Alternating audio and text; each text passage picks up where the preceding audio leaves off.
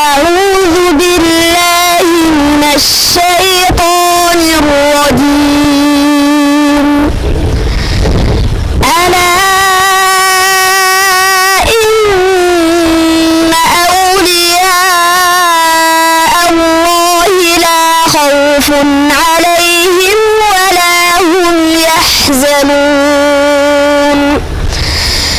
الذين آمنوا وكانوا يتقون لهم البشرى في الحياة الدنيا وفي الآخرة لا تبديل لكلمات الله ذلك هو الفوز العظيم.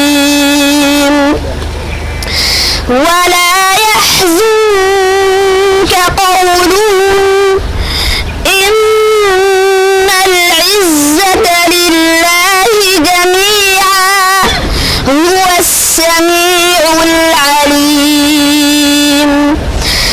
ألا إن لله من في السماوات ومن في الأرض وما يتبع الذين يدعون من دون الله شركاء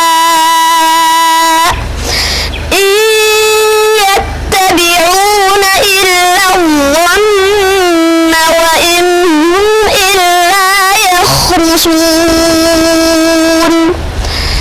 هو الذي جعل لكم الليل لتسكنوا فيه والنهار مبصرا إن في ذلك لآيات لقوم يسمعون.